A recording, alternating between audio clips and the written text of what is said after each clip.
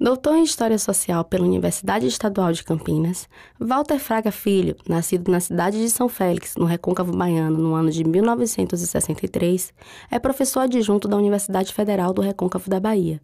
Coautor do livro didático Uma História do Negro no Brasil, Walter dedica essa pesquisa sobre o cotidiano, memória e itinerários de ex-escravos e descendentes após a abolição da escravidão na Bahia. O professor Walter Fraga Filho é o vencedor do prêmio Clarence Henry, da American History Association de 2011, pelo livro Encruzilhadas da Liberdade, História de Escravos Libertos na Bahia, 1870-1910. Professor, quais os momentos e personagens mais marcantes deste período da história do Brasil que o senhor estudou? Quando a gente analisa a história do ponto de vista do cotidiano, né, resgatando a ação dos indivíduos, você vai vendo como foi importante, né, a ação desses indivíduos comuns, dos escravos, dos libertos, das populações pobres nas cidades, que tiveram um papel fundamental e consagrou personagens como José do Patrocínio, né? Vários outros personagens na história do Brasil, né? E Joaquim Nabuco. Então, a ideia é resgatar o papel ativo desses indivíduos comuns, né? Homens e mulheres das cidades, gente das camadas pobres, né? Que se posicionaram contra a escravidão. O papel deles foi fundamental para desmontar esse cenário do cativeiro na Bahia. O que o senhor destaca em relação aos resultados dessa pesquisa?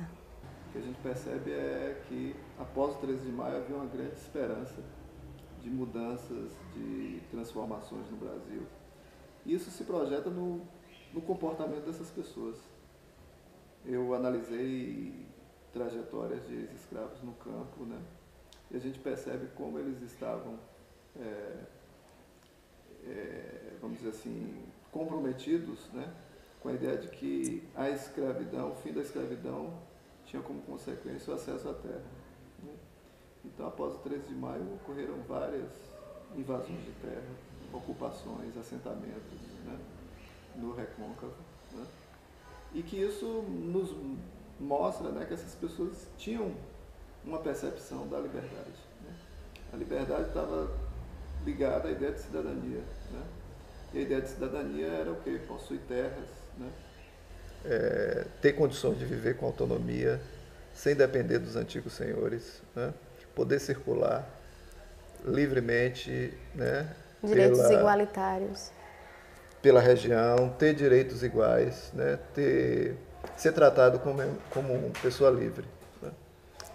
E como é que surgiu a paixão por este tema? Em 94, quando eu terminei o mestrado, eu comecei a identificar uma série de documentos, né, referentes à prisão de ex-escravos depois de 88. Né? Geralmente as prisões com acusação de vagabundagem, vadiagem.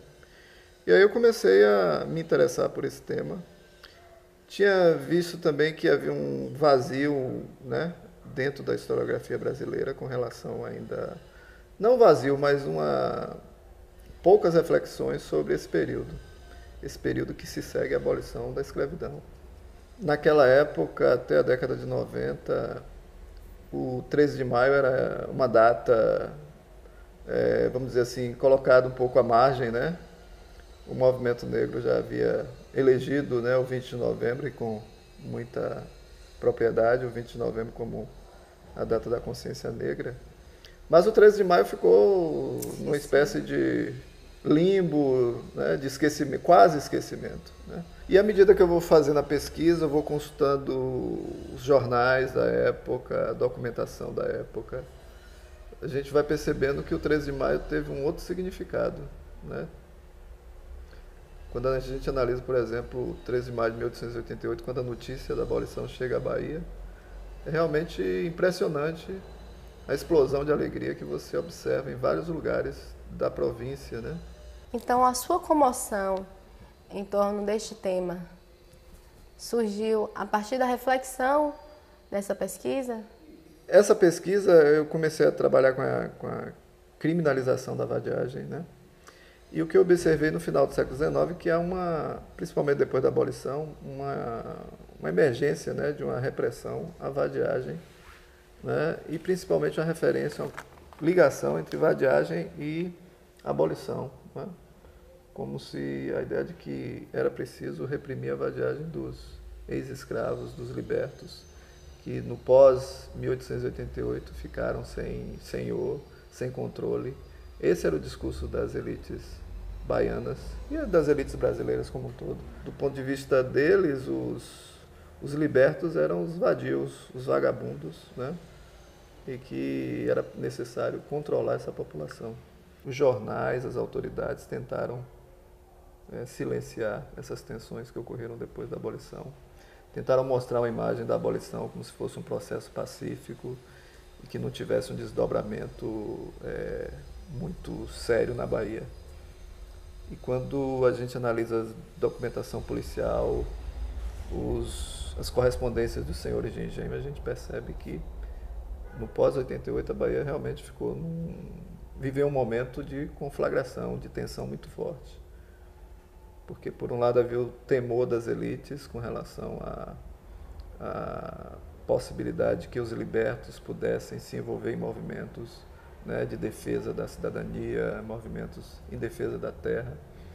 Do ponto de vista dos ex-escravos, a abolição apontava como uma possibilidade de transformações sociais, né, de mudanças de comportamento, de ascensão social, de acesso à terra, de acesso à educação. A abolição teve esse sentido de despertar esperanças nas populações pobres e nas populações que viveram no cativeiro. Então, meu trabalho ele surgiu dessa, vamos dizer assim, da indagação, né, sobre esses discursos, quais os interesses, o que estava envolvido em termos de percepção das próprias elites com relação ao comportamento dos libertos, né? Então é basicamente isso. Mas à medida que eu fui avançando, eu fui obtendo outras referências, né? Porque a pesquisa a gente tem um ponto de partida, mas não sabe muito bem o ponto de chegada, né?